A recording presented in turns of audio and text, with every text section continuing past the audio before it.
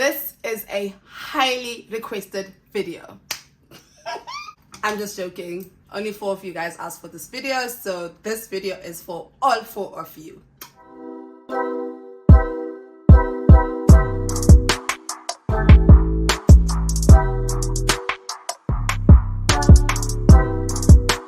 Okay guys, so a couple of you, literally a couple, I can count the number of people that has asked me this, have asked for a makeup routine. Someone even on TikTok, I hate it when I say someone because I always want to remember people's names, but like on my TikTok was just like makeup routine. I was just like, me, I don't think my makeup is bomb. Listen, I love my face when it has makeup. I love what I look like with makeup, but I never think that it's anything that anyone else would want to. Also, my makeup takes like 5 to 10 minutes. 10 minutes foot in a corner. If like for a night out I take longer because I use concealers and stuff, but like for a day, like today I'm going out now. I decided to shoot this routine because I'm doing a campaign that requires me to be outside, so I'm going on a solo date and I'm doing like a living my best stay-at-home mom life. So that's what the video is about, but it's for a campaign, so I don't even know when you guys will see it. So I just figured since I'm doing that video, I might as well just do makeup. A couple of you have asked, so here it is. I hope that it's worth it. I use this LA Girl Pro Concealer as like an undertone before I put on my foundation. I use this double wear Estee Lauder. I want to be like a proper influencer.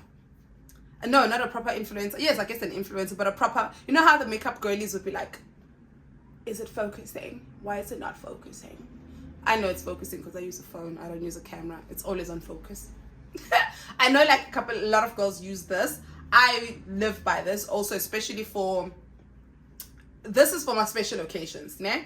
And this is for every day. And I've been a Maybelline Fit Me girl forever up until I felt rich one day and I went to Foschini and I was just like, give me the double way. And then when I got to the till, they were like, okay, cool, 750. But you know when you're already in the till and you're just like, I don't want to be that girl. It's okay. I got 750 for foundation. I'll take it. But I was just like, damn, this is not what I expected. I'm glad I did. I'm glad I did take this because this is literally the best foundation I've ever owned. And I can't really actually see how far it is, but I bought it like last year and apparently it can last you up to like 6 months or a year or whatever.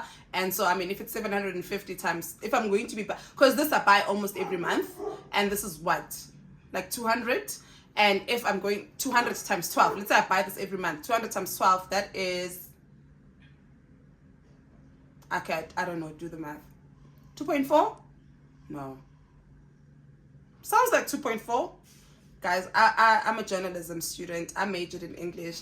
I studied journalism because I didn't want to do numbers, so I don't know numbers. So I usually use this one, but when I realized, but this times 12 is, I'm hoping it's 2.4 this time. And if this can last me 6 months, it means I buy it twice a year. That's 750 times 2. That's 1.5. I know that because I just had to pay 1.5 for something and it was divided by 750. That's how I know it's 1.5. So this for me felt like it was worth it, and it looks beautiful on my skin. Yeah, guys, like literally this dog. Yeah, let me go make myself some tea actually, because this makeup routine is also going to be a chit chat. A couple of you guys have asked me to cover a few things on my channel, but unfortunately the things that you want me to cover are not long enough. Won't be long enough for me to do a 30-minute video, so I've decided to just sit down here and do a chit chat and address some of the things that you guys would like to address. I have like 3 things here that a couple of you, well, 3 of you 3 of you sent for me to just like touch on. I'm gonna make tea and we can start this properly makeup routine. Okay, I got my tea. I'm gonna let it seep a bit. So you guys, I'm going to keep looking this side because that's where my mirror is. But let's start this. From the foundation and stuff, I also do use like concealers, but only if it's for a night out. For this look, it's during the day. I'm not going to be using a lot. And I think maybe that's what you guys like about my makeup stuff, but it's simple. I don't do a lot. I don't use a lot. I use a bronzer. This is not the highlighter I use, but I got this at Foschini. It was on sale. Oh, here's the highlighter that I use. It's a hectic, so it literally drop. I've got this. I got this at Clicks. It's so dirty. It's an essence, but it's my blush. But yeah, again, I don't use a lot of products. And then to remove my makeup, I use this Clinique. How did that? Why is it not focusing? I'm joking, guys. I'm joking. I use this Clinique makeup remover. So there's 3 things here. I'm sure there's more, but I just felt like I don't want this video to be too long. So I'm going to just address the 3 things. I was told that this orange is the right type of color for my undertone. I know that other women use green, the darkish green, but I was told that this orange is what I needed. Okay, so the meaning behind my tattoos. I have about 6, 7. Okay, let me just think. I have 6 tattoos.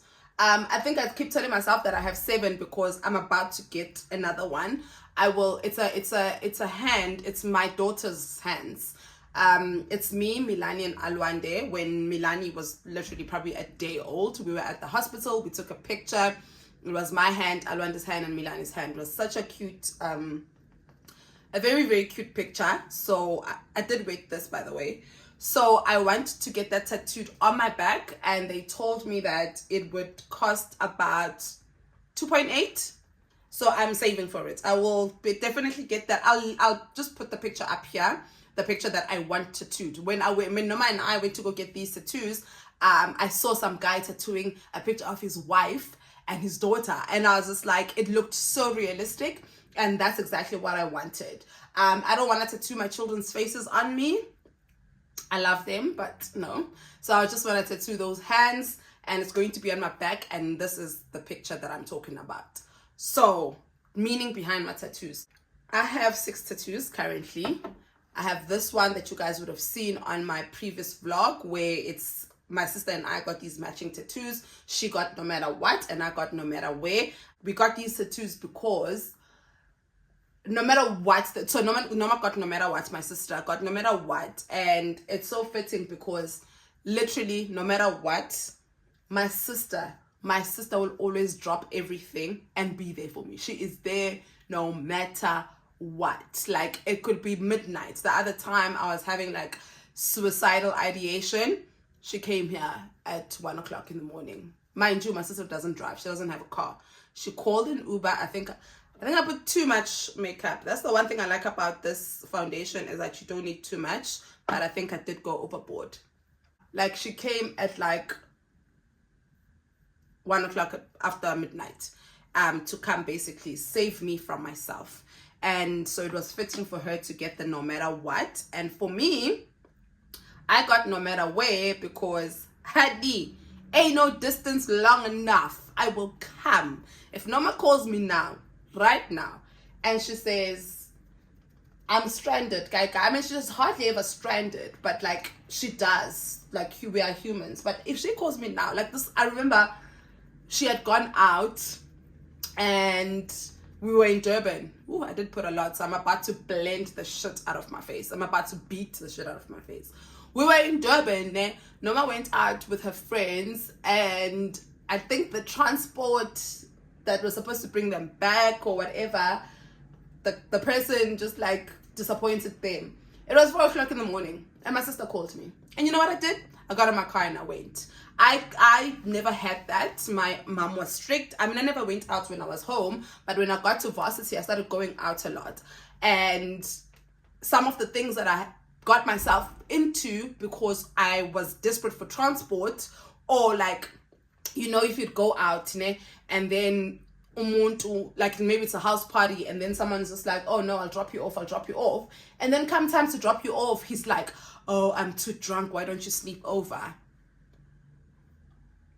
When I was in varsity, we didn't have Ubers. We had cabs, and you had to call the actual cab, and it was gonna charge you like 200 rand. As a varsity student, you don't have money. So I would find myself in these situations where I had nobody to call, and now I'm at this guy's house. I'm just gonna put this on because I'm gonna put a wig, and I just want something to, yeah. Now you find yourself sleeping at this guy's place that you just didn't want to, like you wanted to go back to raise, and now you're in. Luckily, I was never in a situation where I was assaulted or was raped in those situations, but we don't know, so much could have happened. So I think growing up, I always told myself that my children, my sister, whoever, if you call me at 4 o'clock and you say, listen, I'm at this guy's place or I'm at this party, please come fetch me, I will wake up and I will come. Perfect example also, last year, Delicious Festival. You guys know the chaos that was, I don't know if you know, there was this chaos that was happening after Burna Boy performed. Obviously, Ubers were expensive, so there were a lot. My sister called me at midnight to come fetch her and her friends. And you know what I did?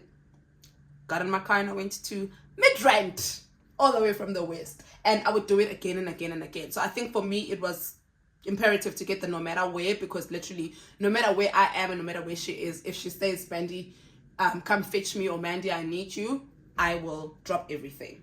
I've got a tattoo in my ankle. I will just like put a clip on it because, or maybe I can just, no, you can't see. I'll put a clip on it. It was my first tattoo. I got it when I was 20 after giving birth. Well, Alwanda was already what? A year, almost 2 at that time when I got the tattoo. And it is her name. I tattooed Alwanda's name, and it has a Cupid shooting love something. It was a Cupid shooting at something, and it has Alwanda's name. I loved it for the longest time, but got the tattoo. It was my first tattoo, and it just represented my love for her. And I tattooed her name, and tattoos are addictive. After getting Alwanda's name tattooed, I was just like, oh no, I want to go back. Then I went back. I had 3 tattoos in 1 week. And then I got these ones. Oh, now the makeup is hiding them. These 3 stars. Listen, I must tell you, but there's nothing behind, there's no meaning behind these stars. Ngang Papa. And I was a fan of Rihanna. I loved Rihanna, like to death. I absolutely loved Rihanna. And she had just gotten the stars on her neck or her back, I think. And stars, I think it was 2010. Stars were a thing. Like stars were a thing. I think everybody had stars. I have 2 friends who have stars. My cousin has stars. I think they were just a thing around that Rihanna era, that good girl gone bad era. So I got the stars. They don't mean nothing. They mean absolutely nothing. So I'm going to, I know a lot of makeup artists. I know a lot of girls who do makeup, they start with their eyebrows. I don't put that much emphasis on my eyebrows, so I think that's why for me, it's not something that I care to start with. And I don't put concealer. I don't clean it with concealer. I don't do none of that. So that's why for me, you guys, I'm always just like, are you sure about this makeup routine? Are you sure you want it? Because I'm not routine la. I'm just winging it. And I'm so irritated, you guys, because I used to work for beauty magazines. I used to work for Bona magazine and True Love magazine. And we were surrounded by, my friend at Bona magazine was a beauty editor. And at True Love magazine, the beauty editor was not my friend, but we were cool. We were surrounded by products, and I could have learned so much about makeup, but I was just like, oh, bored. Now I'm just like, you should have just learned. Anyway, so I'm going to do my eyebrows off camera because they do need a concentration, even though I don't do much, but I just use this brush, BRB. Guys, this literally took me 2 seconds. I'm not like, I don't even go over with like a concealer to clean them or whatever the girls do. Then I have a third one that I unfortunately can't show you because it is somewhere very, very close to my coochie. But I think that if I was wearing a bikini, you would see half of it. I'm Cancerian and it's my star sign. That's all it is. And also not too much meaning behind it. It's gang pap. Most of my tattoos, gang pap.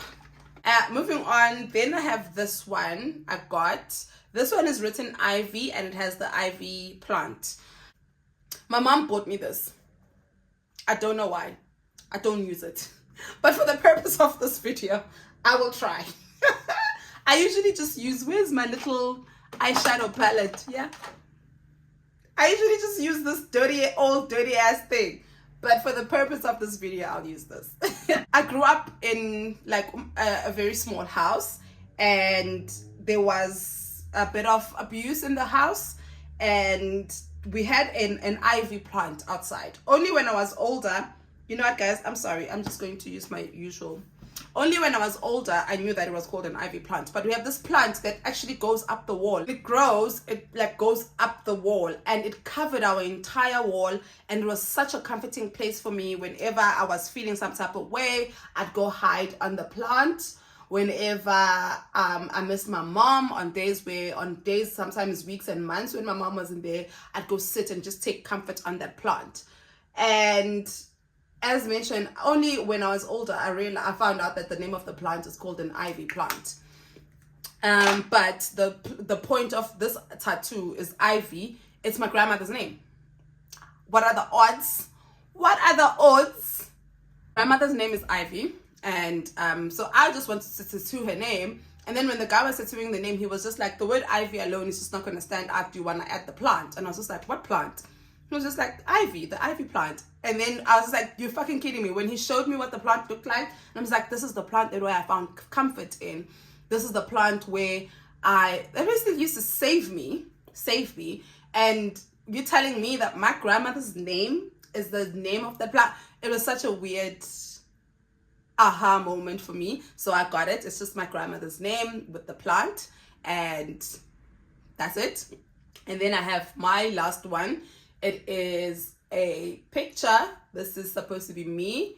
This is supposed to be Alwande, and this is supposed to be Milani. It's a picture of a woman they're at the beach, a woman with her children at the beach, and it has their names, Milani and Alwande. That is it from the tattoos and the meanings. I've got one more coming up. I would love a sleeve.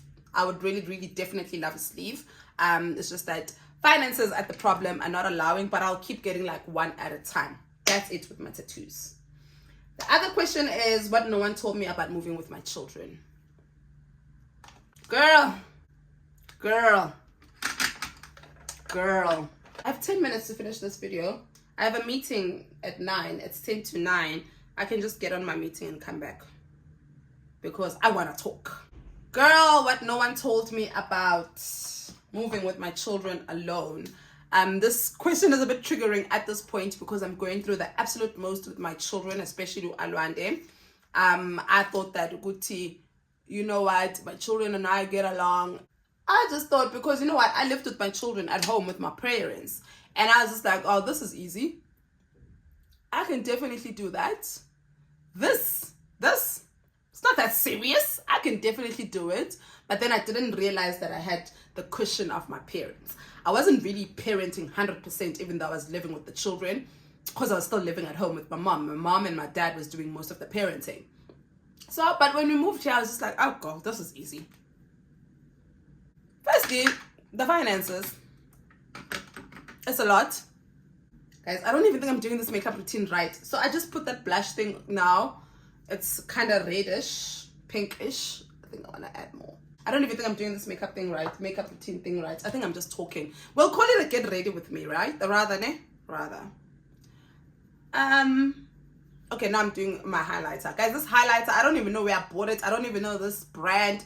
But like, the first time I wore it, I had to wash my face because I put it, it's probably some cheap ass brand I bought at Chinatown. Because I put it on and I was just like, but in my mind, I still feel like it's a lot. It's just like, what do I look like this? So this, I don't know. Guys, I think I bought it at Chinatown. I don't know this brand. I don't know. But I do have this other one I got from Fushini. I just don't like it. I don't use it because I don't like it. It doesn't give. But anyway, okay, you guys, the finances, I think I had an idea of what the finances would look like when I was at home, but it's worse. But on the finances side, I have to say that it's on me because I overcompensate a lot when it comes to my children. When you're a single mother, you will overcompensate. You will overspend. You will do way more than you would if you... I mean, I actually don't know because I've never been a mom who's not single. I've always been a single mom. But for me, from my experience as a single mom, I overcompensate a hell a lot than I should. So when the children want ice cream, they get ice cream whenever they want.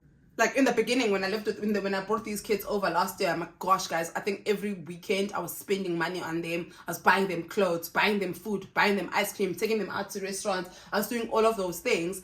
And I did not think that I'd be that mom who overcompensates a lot when it comes to money, even though I lived with the children. Because the whole point of bringing my children is because I don't want to overcompensate as being a long-distance parent, because that's what we do.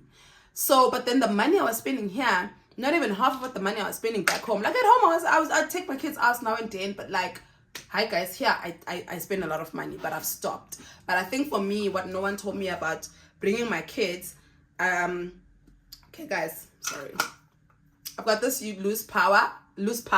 It's Yardley. I got it at Foschini or Edgar's, I'm not sure. Usually I guess it's supposed to use to set your what is this? To set your concealers, but I don't have, but I'm just going to put it because I don't want to like yeah, I'm just gonna like put it all over so that it just because I am going outside. And my forehead, my T-zone, Jesus guys, it does the things. Yo guys, yeah, what no one told me, it's a lot. Now that I'm in the house alone, it's just me, and I'm parenting a teenager who is teenaging.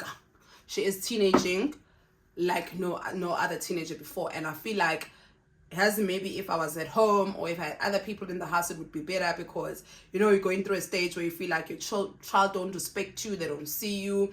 And I'm always like, maybe it would be better if there were elders. Like, you know, when you're an adult and you need other adults to adult for you, that's where I am. It's a lot living with your children, just the three of us. Could be the two of you, could be the four of you in your case. It's a lot. I would obviously recommend it, but I wouldn't recommend it. I don't know how to explain it. I'm fulfilled. Obviously, living with my children is fulfilling, but like, I have moments where I'm just like, oh no. Like 2 weeks ago, I was applying for schools back in Durban. I was trying to transfer Alwande to Durban, applying for Milani. I was moving to Durban, and it was such an impulsive decision, but my therapist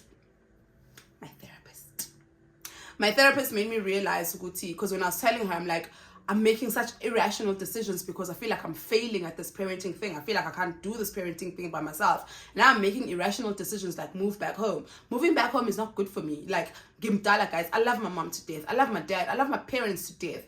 We have an amazing relationship. But in order for mothers and daughters to have amazing relationships, we need to be distant. We need to be far away from each other. So now the thought of having to move back home because I'm failing, or I feel like I'm failing as a parent, it kind of like tripped me, because I started thinking about my mental health. I started thinking about the things that I'm going to go through when I'm at home, because I do have to remember it is my mother's house. It's not my house anymore. I'm so used to my freedom. I left home when I was 17. I've been living alone since I was 17. So you understand, now having to come go back as an adult. I did that in 2021 and it was not fun. Hated every minute of it.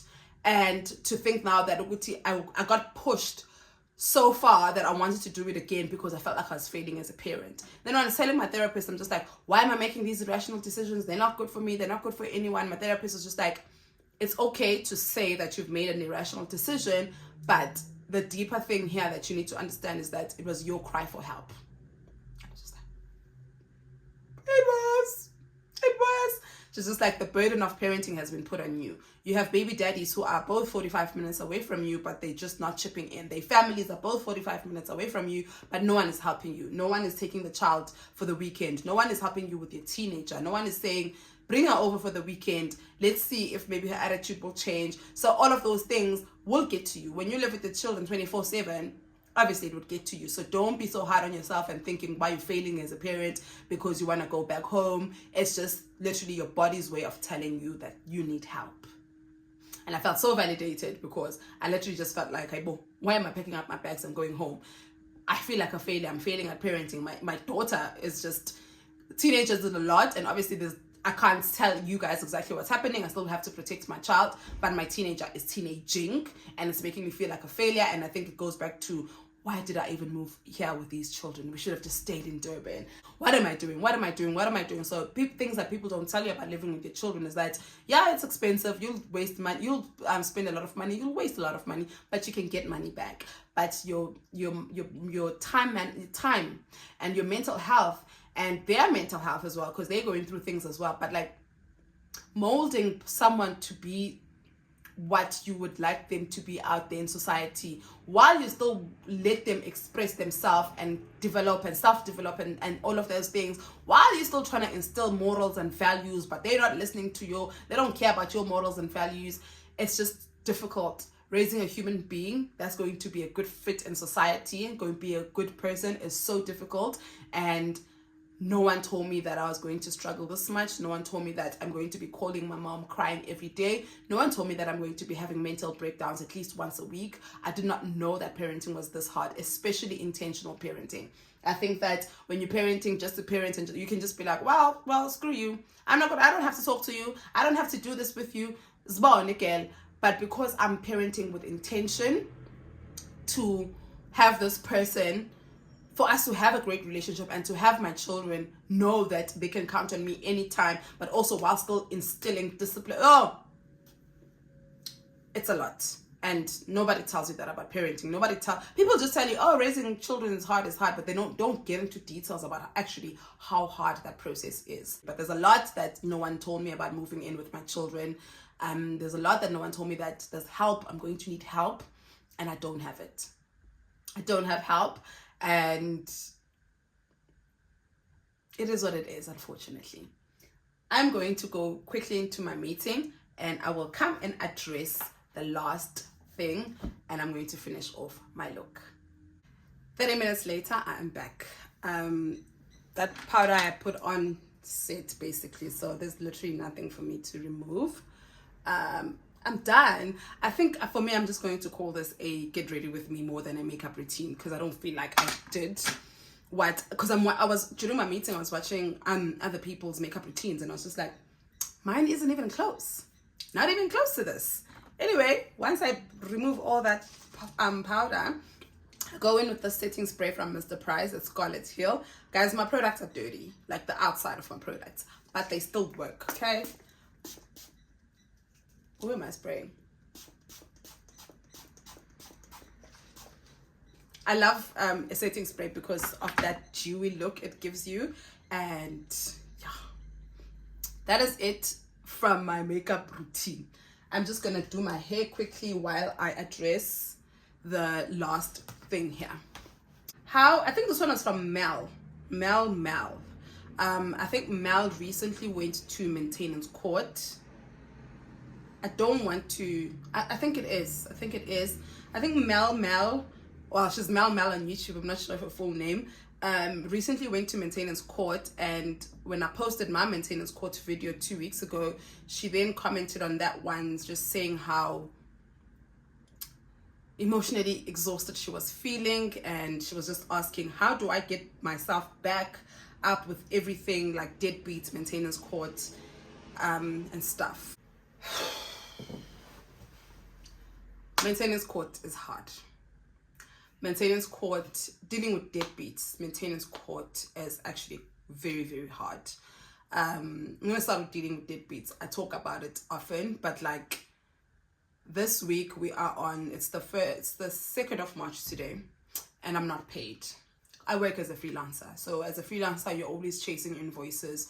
You're always basically begging for your money. And I think because I hardly struggled with this. I usually just get paid on the 31st or the 30th, the last day of the month, and they just keep it moving. But I think because the month ended on the 28th, and then I don't know what happened, but they were sorting it out. They said I should be paid latest Friday, tomorrow. And Milani's school on the 28th was just like, hi, school fees is due. So with Milani's school, if you pay on the 25th, you get like some sort of a discount. If you pay by the last day of the month, you get another discount, but not as discounted as the 25th. So because YouTube pays me on the 23rd, I always pay Milani's school fees on the 25th or before the 25th to make sure that I get the full discount. But this month, unfortunately, January was a really, really hectic month. I don't know if I'm the only YouTuber who did not earn much on YouTube from my January paycheck, because January paycheck I got it in February, end of February, on the 23rd of February, and when I looked at it, it was probably not even half of what I usually get, like 2 times less than, I don't know how I'm explaining it, but like it was way less than what I usually get. So I was not able to do much with it. I think I was able to pay like 2 or 3 debit orders. I was not able to pay Milani's school fees, and in my head I was just like, it's fine, I'll pay on the 25th. I'm on the 28th when I get paid. Come the 28th, I don't get paid, and then the school is just like, hi, school fees is due today, and Milani's school is really strict. With Alwande, like Alwande's school fees, I'm behind on her school fees. But I mean, Alwande's school fees is a business. If you owe them, they send lawyers to you. You know, it's and then you talk to the lawyers, and it's like, okay, cool, I'm gonna pay. But with Alwande's school fees, it's very much, it's invoiced every month. Here's an invoice. If you're not paying, they send lawyers, and then lawyers call you. So I'm behind a bit with Alwande's school fees. But with Milani's school fees, I can't afford to be behind, because they're very much quick to be like, hi, if you're not going to pay, either A, we add interest, or your child can't come to school. So now on the 28th, I'm like, okay, I should be paid by the end of the day. I keep quiet. On the 1st, which was yesterday, I'm just like, oh shit, like, no, like, absolutely no, what the hell, I'm still not paid. I had to humble myself to Milani's dad, who is a deadbeat, who has made it very clear that he's choosing his other children. Well, he hasn't made it clear, but his actions have made it clear that he is choosing his other children and basically fuck Milani. Humbling yourself to someone like that, humbling yourself to someone you are busy taking to court, because I'm back in court with him because I need an increase for this specific reason. Milani's dad was ordered to pay 1,000 rand by the court. When I took him to court in 2021, he raised it to 1.5 last year, but it's still not enough. It's not even half of Milani's school fees. So because of my situation with work, I had to take him, I'm taking him back to court now for an increase, and he can afford it. I know he can afford it. He can afford more. But I'm just asking him to pay school fees for this month. For this reason. For this year, I mean, just for this reason, because I'm in an unstable environment. I had to humble myself to him. I had to basically send him an email with screenshots of me begging for my salary to prove to him that I'm really not paid. And that for me devastated me. It's just something I never want to do ever again. Humbling myself to a deadbeat. I wonder if it was my co-parent, like a normal co-parent, it would have been so easy to just be like, I know you've already sent your portion for the month, but can you please just take the school fees for this month because this is my situation? It would have been a problem. I mean, to my surprise, he responded and he was just like, send me the invoice and I'll pay the school fees. I sent him the invoice and he paid immediately. But dealing with, like, when I said dealing with deadbeats, and I have to, in this situation, the reason why I'm telling this back, I'm giving you this backstory, you guys, I had to deal with him. There are times where you really, really don't have to deal with your deadbeats, just see them in court. For the longest time, I never had to deal with my deadbeat, just see them in court. And when I just pay via court, I don't talk to you, I don't see you, I don't need nothing from you. But because of the situation I'm in financially, I needed him. And it took everything in me to send that email. He was my last resort. And I think on top of that, it's Milani's birthday on Saturday. And I want to do something for my baby. Like, Milani's turning 3. I've never done anything for her. Like, I've never thrown Milani a party. And this time, I wanted to throw her a party. And so my sister was just like, don't worry, I'll cover the party. So I couldn't even ask my sister to also cover school fees because she's already offered to cover the party while I'm waiting for my salary.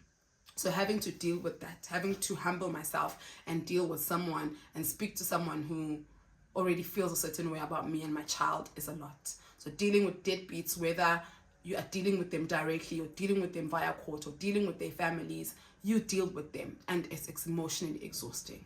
Maintenance court is emotionally exhausting. So for me, I do things from a very angry and bitter place. And so far it has worked for me when it comes to the situation with my deadbeats. I know for sure that it pains my deadbeats, especially Alwande's father. I know it pains him to send that 1.5 that the court ordered him to send, because he hates me. He hates my child. He's made it very clear. He's the one who's made it clear. He's made it clear to me. He's made it clear to Alwande, and he's made it clear to the magistrate in court. He wants nothing to do with it. The minute the magistrate told him that you are meant to pay a 1.5, his first question was, when do I stop? His first question was, when do I stop? You haven't seen or spoken to this child in 14 years. And 14 years later, your baby mama takes you to court. So you haven't done anything for this child in 14 years. And then on year 14, going to 15, you're taken to court. And the first thing you ask is, when do I stop? Dealing with all of that, coming home with all of that, it's heavy knowing when someone in court is basically blatantly saying, I hate this child and I can't wait to stop paying for them. All of that, it hurts, but I know it hurts him more to send that 1.5, as much as that 1.5 literally goes to Alwande's, what is this thing called? Pocket money, because what am I going to do with 1.5? Alwande's school fees, guys, I don't even want to talk about the finances of Alwande. What am I going to do with 1.5? So it just goes there. But I know it pains him. With Milani's dad as well, maybe it doesn't pain him, but I know it pains his family, it pains his wife, it pains whoever is so against Umilani. And that for me makes me feel good. Like, I know that some people might just be like, oh, it's evil, it's evil. No, it makes me feel good. My motto in life, guys, is that no deadbeat will live comfortably. So what I do, I drag them on social media now and then. Now and then I drag them on social media. Giyabathuka. Now my baby daddies, guys, last week Umilani was reading something, was looking through a book, and she kept saying, she saw like a black man, and she kept saying, oh, daddy, that's daddy. And on the same day, we were sitting on the couch, and she says something like, I want daddy, but daddy's gone. I've never said that to Milani. I've never said that to my child. So I don't know how a 3-year-old is able to just, I guess when she sees that there's no daddy in the house, she's like, daddy's gone. And I took a video of that. I was able to get her to say it again. I took a video of that and I sent it to Milani's dad. You will not live comfortably knowing that I have to deal and explain myself. No matter how much of a horrible person you are, guys, unembezo now. When that man goes to sleep, those words, daddy's gone, there's no way that they don't ring in his head. So basically what I'm trying to say, I'm vengeful. I'm revengeful, guys. I'm someone who believes in revenge. For the longest time with Alwande's dad, I was just like, karma's gonna get him, karma's gonna get him, karma's gonna get him. 15 years later, karma didn't get him. 15 years later, nothing.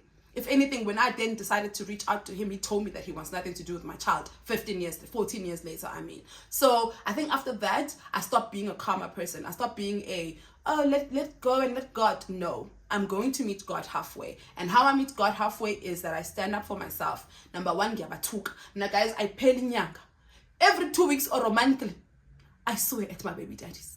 I will send them long ass messages, whether they read them or not. Also, it makes me feel good that it's out of my system. When Milani starts doing the, oh, daddy, where's daddy? Daddy's gone. I take a video of that shit and I send it to her dad. He blocks me. I find another number to send it with. He blocks me. Then I ask a friend to send it. You will know the pain that I know. Even though maybe you won't know because you don't care, but you will have an idea. Guys, no matter how much of an evil person you are, sonke, we have a conscience, and there's no way you're going to look at a video of your own child saying, where's daddy, and not feel a shit. Giyabathuka, I swear at them. Literally, guys, every month. A month does not go by without me swearing at them. That makes me feel better. I drag them on social media. I drag them to maintenance court. I know that not everyone is like me. Not everyone is as open about their situations and their problems. So social media may not be a thing for you. Not everyone maybe has the strength to go to court. But girl, come on now. Drag him somewhere. Whether you drag him on social media, create a burner account if you have to. This is probably the worst advice I've ever given, but you know what? It makes me feel good. Create a burner account, drag him.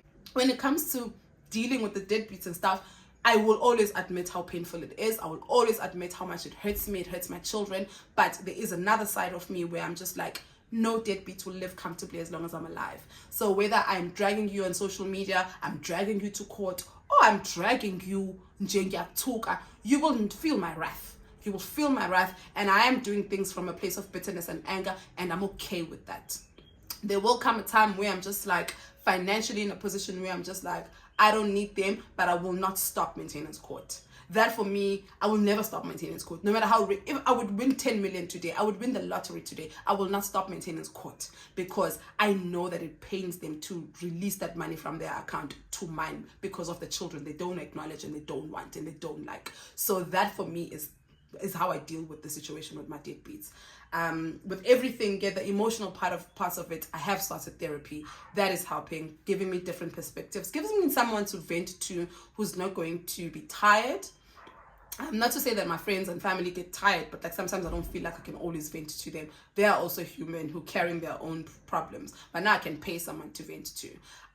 Therapy has been helping a bit. And if anything, my therapist has encouraged me to actually go lower. And I love her for that, because for the longest time, I was also always so afraid to tell people how low I can actually get. And my therapist just says to me, you taking your deadbeats to court is not you. That does not constitute as you going low. That just constitutes as you just asking them to do the right thing. And then for the longest time, we were told, don't take him to maintenance court. So I have that thing about, oh, going to maintenance court is me going low. And she said, that's not going low. That's you requiring them to do what they're supposed to do. And I'm just like, she's right. Maintenance court is not going low. So when you are in a stage where you are emotionally okay, please go to maintenance court. Do not listen to people around you. Do not listen to the old women who are telling you to raise your own children. Karma is going to get him. Karma ain't going to get nobody. Maybe karma is going to get them. But now I want to see karma getting you. And the way I see it is on the 25th when that money comes into my account. Then I know, I know that you're not okay. So basically how I deal with this, Mina, is just throwing it back. No deadbeat will be comfortable as long as I'm alive. No deadbeat will be okay as long as I'm alive. Once in a while, I will remind him. Maybe once a month, I remind them. And once in a while, I'll remind them, I drag them on social media. Just yesterday, I dragged my Alwanda's father on social media. And I know he sees it. You know? So things like that for me. And I know that not everyone is as, batate like me. Not everyone is a puma silo like me. But find something that's going to make you feel better. As mentioned, whether it's dragging them on social media, creating a banner account, dragging them to maintenance court, get every month on your WhatsApp, girl, just drag them somewhere. That's all I'm going to say. I hope that this answers especially Mel, because I know that when you sent this, I know that you were not okay. I know that you had just gone through maintenance court, and I know that process. The process is shitty. I'm going back to maintenance court on the 12th of April. God be with me. God be with you too if you are going through the process, but we're going to be okay. But don't forget to just drag them. And another thing, guys, if you don't want to do it, trust me, we all have a friend, Pumasil. Trust me, just be open with your friends. The one friend you know is not going to judge you. I have times where I'm just like, I don't want to do this. And then I have a friend, where let's a number. And she does it for me. We all have a friend who is just like, la la la la. Oh, guys, no, we go through way too much for us to continue protecting these men. They don't deserve to be protected. They don't deserve to be protected, not by us anyway. And another thing that I do also, to just like get myself, back with myself, is if I do have money, I'll buy myself some flowers. You guys have seen those things. I buy myself flowers. I will drink some wine. I'm on Lent right now, so I'm really hoping no motherfucker tries me, because I won't know what to do because I'm not drinking. But I do things for myself as well.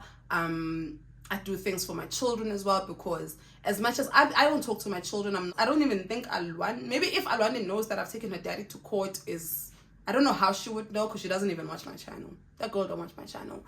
But like, I don't talk to my children about this part of my life. But I do know that they are affected by their deadbeats, So I don't think they know that I'm fighting for them. I don't want them to know. It's okay if maybe it happens or they ask, but I don't want them to know that we are in the situation. I don't want them, there are things that I want to protect them from. They are still children at the end of the day. They'll understand one day, but until then, I keep things to myself. But as much as I keep things to myself, I do know that my children's deadbeats, my children deadbeat fathers, their absence actually does affect my children. So I also do things for them as well. And like whenever I come back from court, I think I love them extra. Like I give them extra love, because I know the pain that I'm feeling is nothing compared to the pain that they are still going to feel, especially Umilani, because she does not know better. Alwanda's already started feeling the pain of an absent father, but Milani is still going to feel that pain. So I do try to like protect them and love them, and just like love bomb them, I guess, in a way, to just remind them, good, what, it's okay. This person may not be in your life, but I'm here, and I'll never be able to replace him. But I hope that with the love I give you is close enough to making you feel good, and making you feel loved, and making you feel like not everyone is here to reject and abandon you. I don't know how my makeup looks on camera, but in the mirror it looks really, really good. I absolutely love how I look. It's simple. This is good. The most I'll ever go, guys, is this red lipstick. That's the most dramatic I'll ever go.